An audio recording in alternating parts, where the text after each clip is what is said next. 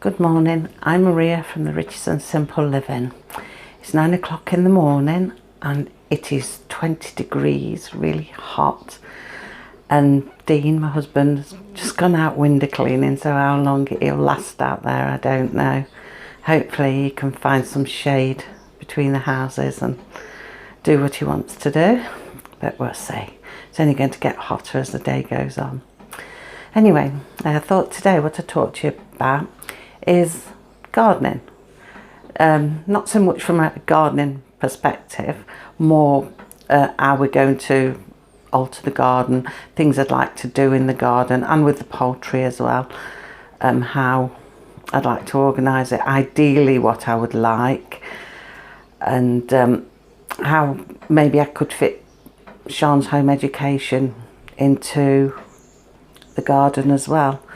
She hasn't got a great deal of interest in there, but is there a way that I could do the garden and interest Sean, incorporate it into summer lessons anyway, obviously not so much in winter, but sort of make her more aware of where her food comes from, although she does know because she can see in the garden, but sort of have her a bit more hands-on with it and see how it goes. So yeah, I want to look at the garden from a few different angles today. But first of all, I'll show you the update on the decorating. There has to be one, doesn't there? I'm going to go and show you the stairs and tell you what's been happening. And then we'll go out in the garden and just have a wander and have a talk what I'd like to do and what maybe I could do home education wise. So anyway, let's go and have a look at the stairs. The hallway and stairs is the only place with any light at the moment apart from the back door, because I've got all the curtains shut everywhere to try and keep the heat out. So at least we can see up here, more or less. Still no handrail at the moment. Dean managed to sand it down and he's painted it the grey colour. I've not seen it yet actually, I've not seen the colour. But the colour we picked, he's painted it. He's still saying, oh, that'll go on no problem with some screws. I will say. But anyway, the stairs. Now they're not looking as bad as they were. He went to take the carpet off and it has got thick glue underneath and you can see remnants. When he took it, all the backing of the carpet had stuck to it and it ripped off away from the backing, and it was that strong. See if I can focus in for you here maybe. It was that strong when he did manage to get some off with the glue. I'm afraid it's not very easy to see, but it has brought some of the top layer of the wood off from the stairs. Now he went to the local hardware store and he got some stuff, liquid stuff. I can't remember what it was called. Oh, hang on, I've got a bottle here. Let me just swing around. This is it. Dissolve it, sticky stuff remover. And it's a liquid and it's supposed to be good for everything, including tar. Well, you know how difficult tar can be to remove. So I thought, well, if it removes tar, surely it's got a chance with this. So he poured it on, left it the 10 minutes and nothing was happening. The carpet was stuck solid. So he gave up and he said, oh, I'm going to have to get the sander out and everything and rub it all down by machinery.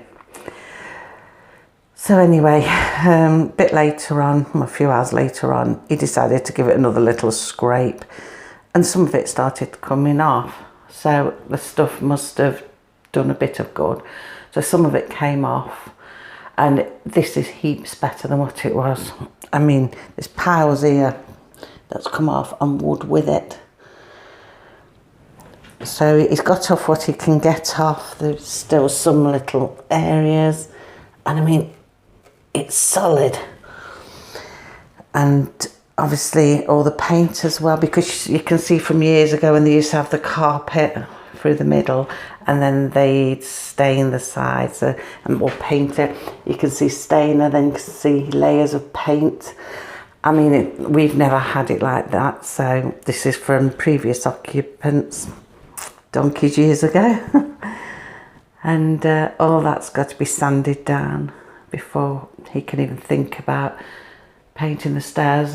He will have to undercoat it all. So it's been a nightmare. It's given us some stress. Even Dean this time was giving up with it. So we've still got a bit of a way to go. I mean, he's at work now for a couple of days, if he can manage with the weather, and then we'll carry on with it and see how it goes. He has undercoated the walls in a white. It's still a bit blotchy with the colour coming through because it's magnolia, but he's undercoated it. And then I've got some more to go on top. Then I've got a nice tub of Dulux white silk to finish it all off. So yeah, we shall see. So we'll leave that at that, and what we'll probably do now then is go outside. See, it's right messy in here. But you can see the walls from this angle now, was from the same shot I showed the other day when it's magnolia. Even with the undercoat, although it's blotchy obviously because it's an undercoat, see, it's going to be a lot better, a lot brighter and everything. So anyway, on that note, we'll go outside and we'll have a walk and a talk in the garden. What I could do with it, what I'd like to do with it, where I felt I may have gone wrong with it. So let's go and do that now. Right, so we're out in the garden. That's my mint had given me. I've got to put it somewhere at the moment. Dog's blanket. She's got blankets everywhere, and she's jumped on the Wellington box, and I've got a blanket on there. Poor thing, she's trying to keep out the shade. So I'm quite happy with all my plants around here.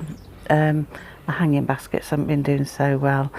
They're just not filled out like I'd have liked them to, but never mind. Everything's all right. Perhaps could have done with a splash more colour, but it changes every year, the patio does, because it's all potted plants. The strawberries are starting to go back a bit now, so I'm happy keeping everything as it is next year. The same really. Obviously probably pick up different bedding plants. One thing I have decided though, this is our first lot of spring onions. I planted them in the greenhouse in March, and look at them, not doing so well. They're not growing any bigger than that. We're having to use them spindly. Now that's the next lot I planted out probably about May time, and they're much greener and coming on much better already. And I've also recently planted the next lot, and I'm sure there was more in there yesterday.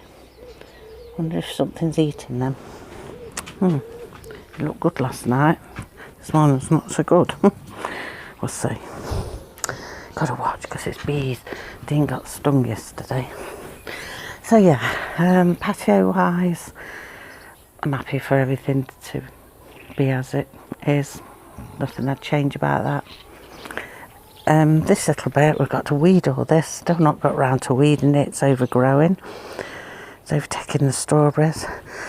I am debating whether to move the strawberries, whether to get, you know, like these here that are in pots, whether to put them in pots, or I've seen these stackers. Can't remember what you call them. I've seen them a lot though in American vlogs in gardens there. So I don't know if you can get them here. I think you order them and they're coming from China here, so I'm not sure how good they'll be. But I was thinking it might be quite nice to put strawberries. If I could have two, one could grow strawberries and the other one the lettuces, because they're another issue that I've had. Right, swede. I'm quite happy to continue growing swede in these baths, providing they turn out all right. I will do the same again next year. Yeah, I don't know if I'll fill all of them with swede. We'll see as it goes, if I get overrun with them. Little patio of plants, don't mind them, they can stay there, they're quite all right there, with different bedded ones in each year. I got the tomatoes, these were the cherry tomatoes, they're coming on okay against there. If they all turn out all right, maybe I'll leave them there, but I think I do need a better support system for them because they're bending a bit. I'll pop in the greenhouse. Cassie following me. Everywhere you go, she follows. And before we get to the greenhouse, there's these. Now look at the lettuces here.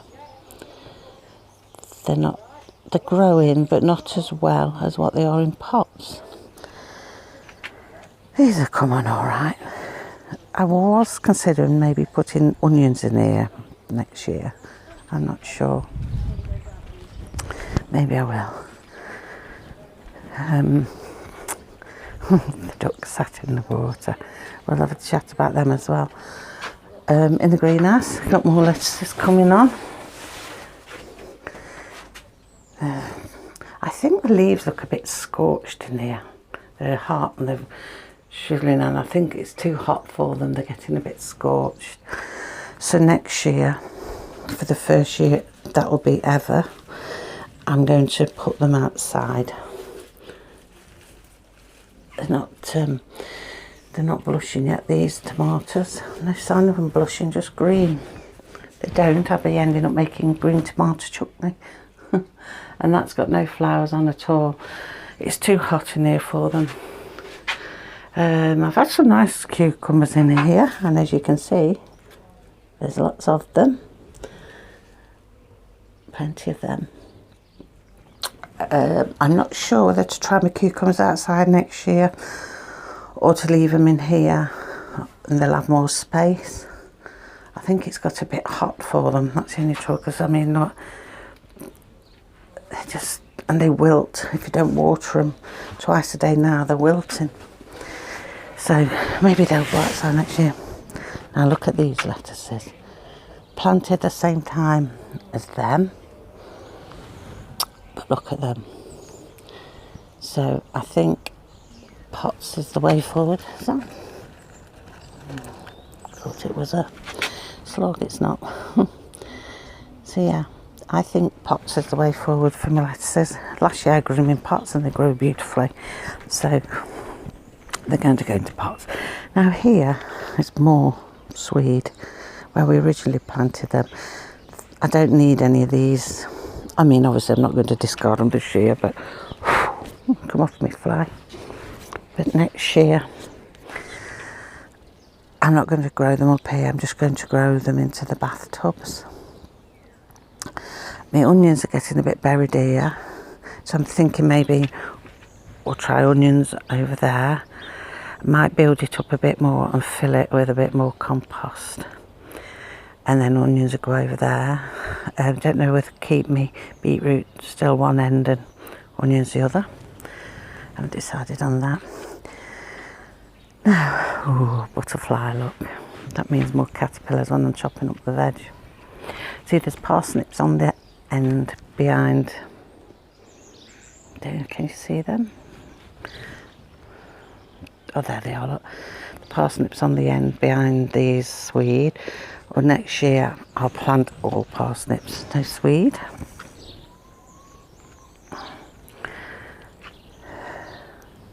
We took the big cabbage up.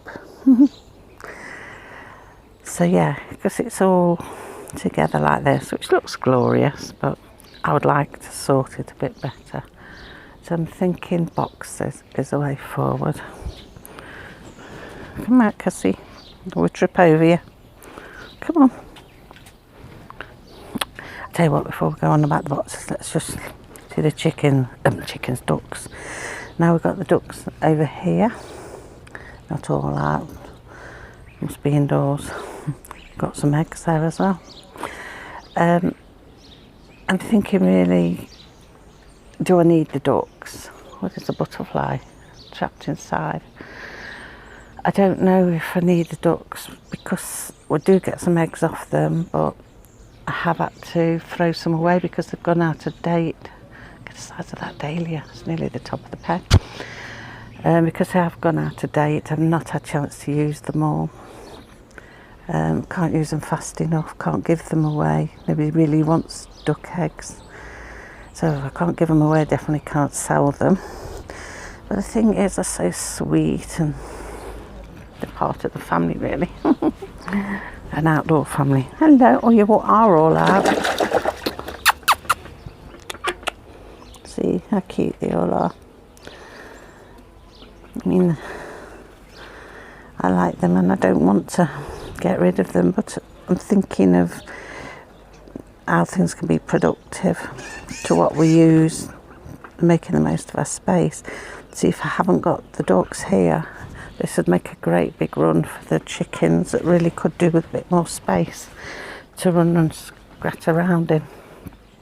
And this would be ideal for the egg-laying chickens. Hello, girls. So it would be good for that. Let's go around here. So actually we'll go in the garden and look at them from that angle.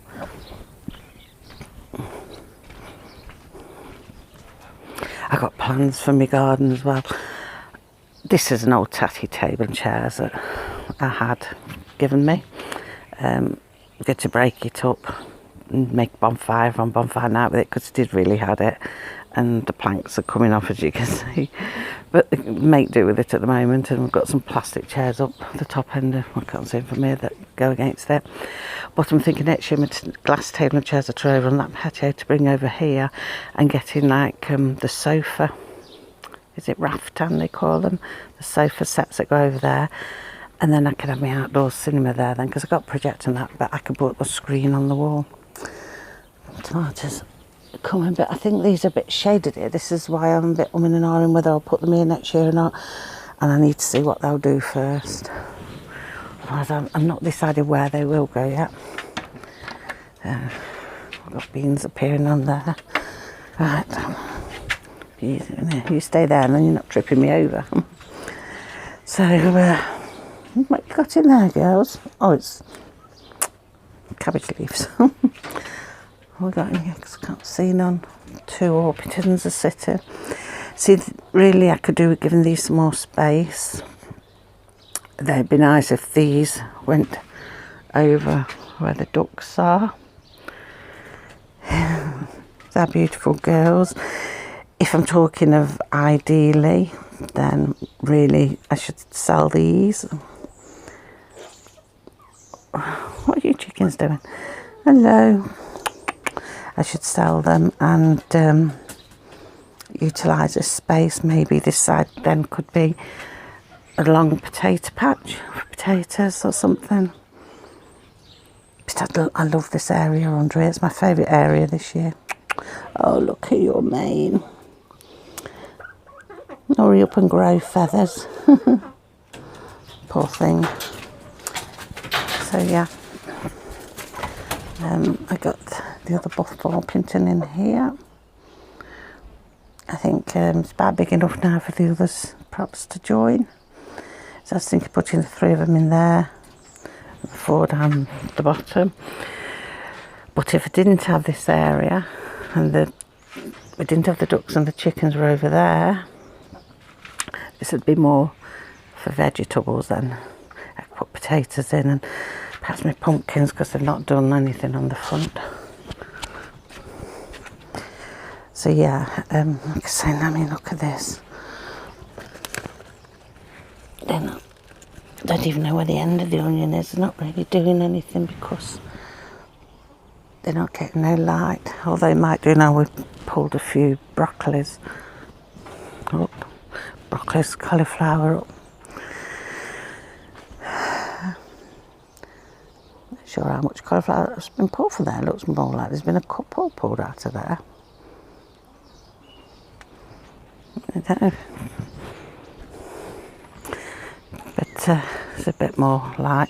But yeah, as it all is, ideally I'd like to put everything in boxed areas, raised beds, and we can see what's what and have not such large quantities, and also sort of turn things over. So when one lot of things coming out, you're putting something else in, and do that according to the seasons. So you're eating seasonally. There's a lot of butterflies around today. So I don't know what she's barking at. So yeah, that's ideally what I would like to do. I would still keep this walkway going over, and I'd probably bring posts down this side if none of this is here, and have more beds on that side. Maybe potatoes and pumpkins. Yeah, I could have long beds for me peas and beans. What? She's barking and you're clucking. What are you barking at? Look at her. Oh, she's a madam.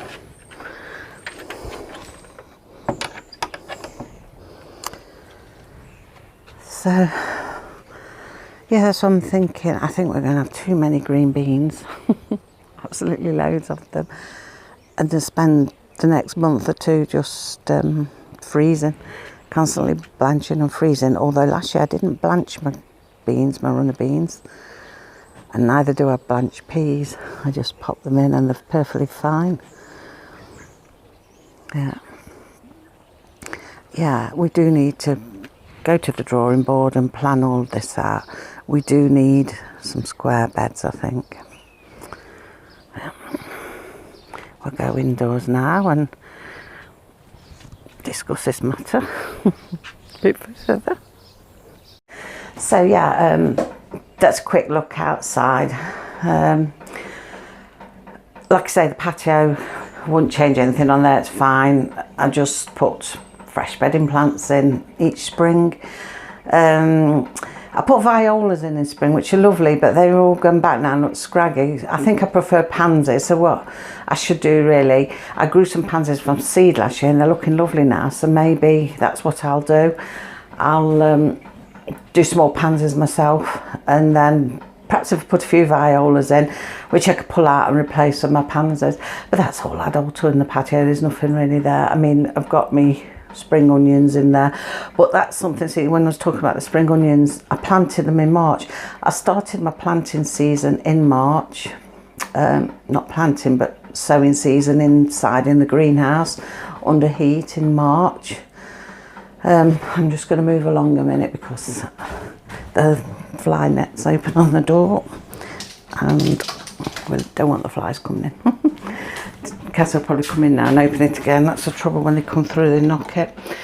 So yeah, I planted in March. That was way too early really. I mean, you read all these gardeners, oh I'm starting this, I'll start in that half, and that's great if it's something for that season. But I put everything in under heating in March and they grew all right. They went out, they would have continued growing. It's just that we had all the rain in May that nearly killed everything off. We had a big struggle with everything. Then June we had a heat wave all of June, which again we're having now. So it's just, things don't seem to have developed as well. Well, I mean, I know when you see my vegetable patch, that's all come on great, yeah, that's okay.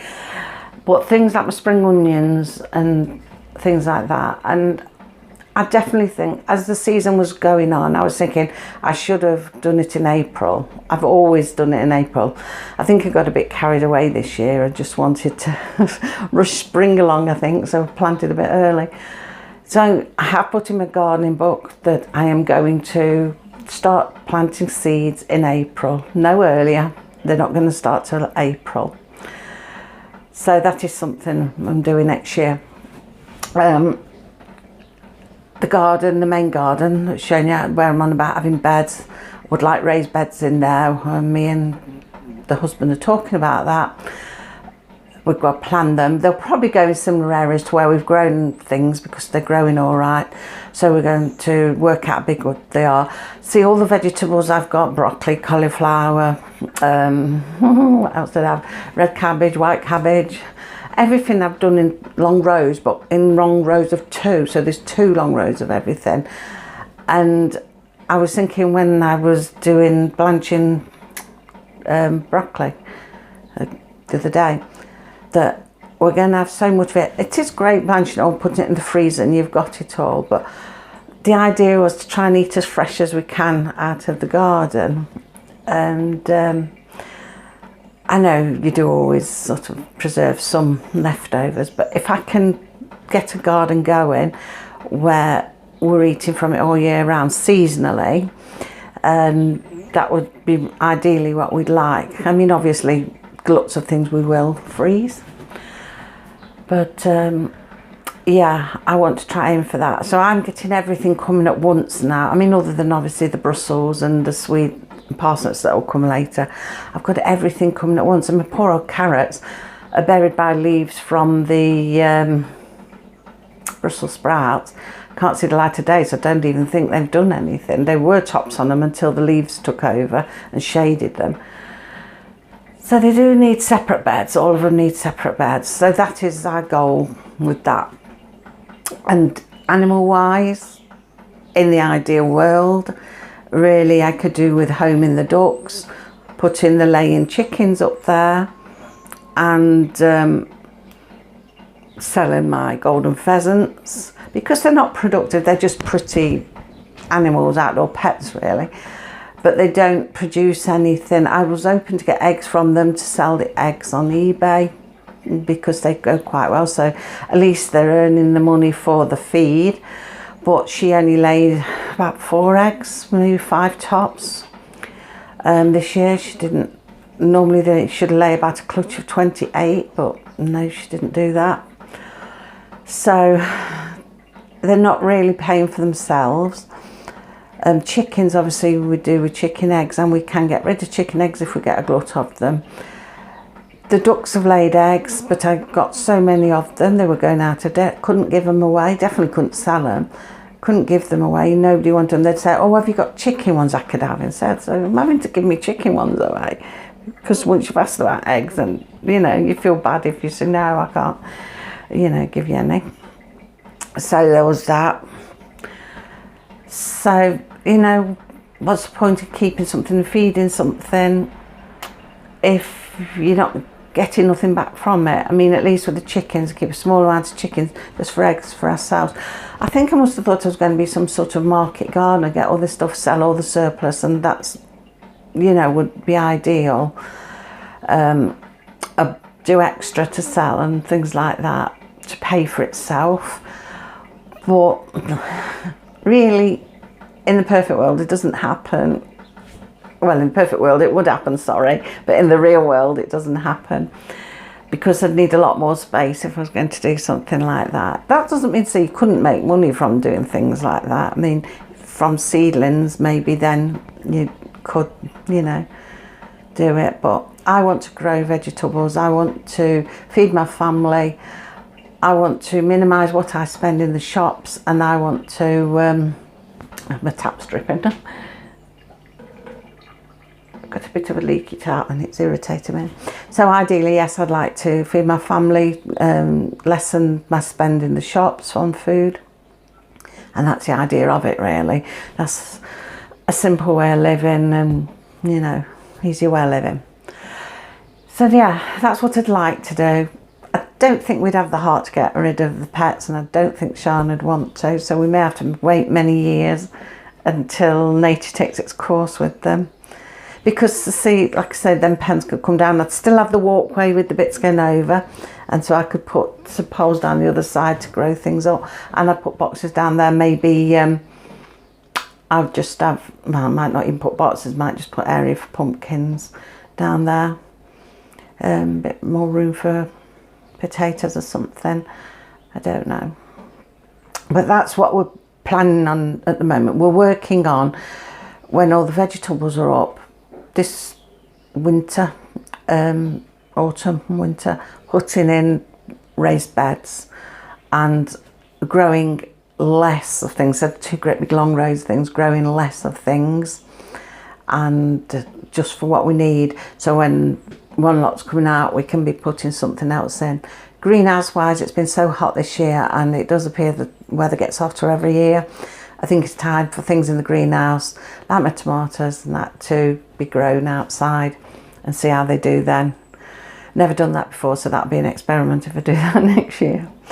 So yeah, so now also educational wise, I would like to educate Sian in the garden. I'd like to do some outdoor education work in the garden, involve her in the growing and that. Now, Sean's not into gardening. She doesn't like anything like that. She doesn't even eat vegetables. She eats very minimal things, in fact. But she's not really into that sort of thing. Ideally, I'd like to try and incorporate some of it into lessons. So I think if things are smaller in beds as well, it'll be more manageable, and it'll be easier for me to do some lessons with Sean. We could do, I don't know, start her in the greenhouse, get her involved in planting seeds, and get her then putting things in the garden. Maybe even getting her a little patch. We'll see, because the garden's very educational. It's a very educational thing to do. It would be nice for me if I got her a gardening journal as well as part of her studies, and then she could write in, you know, what we were growing, what we were planting, or if I can get her own little space, she can keep a gardening journal for her own little space as part of a homeschooling. So that would be quite a nice idea for her. But I think it's important, really. I mean, she does know where food comes from now it grows, because she sees eggs being laid, she sees vegetables growing. But, you know, it'd be nicer for her to be more hands-on and involved with it all. She doesn't really show interest, but it might be nice just to have at least one season next year where she has a go at it and tries to get involved. She doesn't want it after that, fair enough, but it's given her a bit of a taste of it, because things they're not interested in now, years later, you know, they probably think, oh, I want to do this and want to do that, and they've had a bit of practice and experience, like if she wants to garden and grow things. I mean, I've always liked gardening. When I was little, I liked going in the garden. I loved the wonder of things growing from tiny seeds. Even now, when I get something, a really tiny seed, I mean, I look at them vegetables in the garden, how huge them cabbages are, and the seeds are minute in my finger. They're so small that you can't even put one into each tray because loads of them fall together. It's just impossible. They're so tiny, but from that tiny seed grows these hugest cabbages, and I'm in awe of that. I am in awe of that. I mean, it is truly amazing. Creation at its best, that is. Truly amazing. So, yeah, I think it's good for her to do something like that. And not only that, though, it gets her outside as well and into the sunshine. Obviously not when it's too hot like now, but gets her out, gets her fresh air, and gets her doing something a bit hands-on. So, yeah, I'm hoping next year, home education wise, to incorporate like a gardening lesson, because when we were at school, we used to get gardening clubs and things like that. You had all things like that. You had sort of lessons that they don't learn now. They taught you how to keep house and, you know, look after a family, and there was the gardening club for gardening, and then there's all the different craft classes, and you didn't just have them for lessons, but you had them as, you know, like club activities where you could go on a break time and join the club, normally on a dinner break, because you'd got quite a long dinner break, and you'd go, and perhaps after school clubs as well, and you'd be with one of the teachers who'd be teaching you all this thing, and it was really good. You join all these classes, it's really good, but they don't seem to do that now, so there's no reason why I can't do it at home. So yes, next year now, and this next year's curriculum, which I've yet to put together, it's just ideas at the moment, but we're not due back into structured learning until the 6th of September. Monday the 6th of September we start back. So by then I'll have got a curriculum up and started and all the books I need. So when that's sorted and organised, I will do a vlog on that, so you can see what curriculum we're going to be doing then for 2021 into 2022. And hopefully we'll incorporate a little bit of gardening, even if it's just half an hour, you know, just to take an interest in what's happening in the garden. And not just that, and things like bees and that, how they affect all the garden and things. This year we did some butterflies and frogs and things like that, but next year so we'll just look into ants and bees and things like that. So yeah, it's very educational. The garden is very educational, so that's what I want to do. I want to have it used as an educational purpose for Sean. I want to grow seasonally. I would also like to get some recipes on the go so I can grow according to them as well. I was hoping to do that this year, but with decorating and everything, we've just not really got around to it, and I ended up just planting all the normal vegetables that we plant, all the basic ones we plant, and they're more for like accompanying a meal rather than making a meal of. But yeah, it's all got to be organised and looked into. But winter's a good time to sit down and go for all my recipes, because you can't really go out much, there's not much to do. So yeah, so the garden's all got to be revamped. It's going to go into raised beds, poultry wise.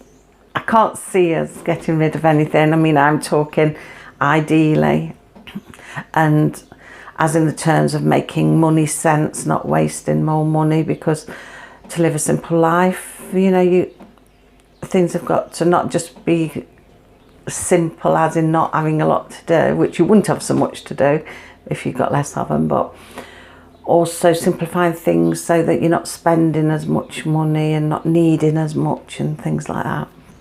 So ideally I could do with just narrowing it down to the chickens.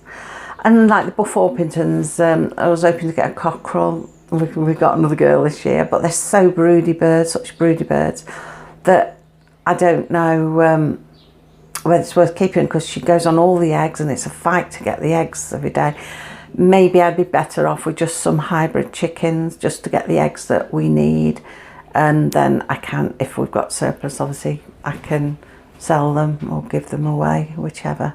Normally to my sons that they want eggs. So yeah, a lot to sort out in the garden, a lot to consider really, and I think it will save money, save time, and it will sort of make things easier for us. So yeah, that's it really. I'll be doing the gardening collab, well, taking part in the gardening collab. I don't actually run it. It's run by Victoria from Home Educating, the Mad Lads, and I think in the next week the collabs will be going up. So then I'll do a full garden tour and might discuss it as I go again. But yeah, that'll be then. So that's all for today, and I shall see you again tomorrow. I can't remember what day we're on, because I was doing my 30-day vlog challenge and I've lost track what day I'm at. I've wrote it down in my diary, day numbers, so we might be about 22-ish, I think, 21, 22-ish. But anyway, I know I'll see you tomorrow.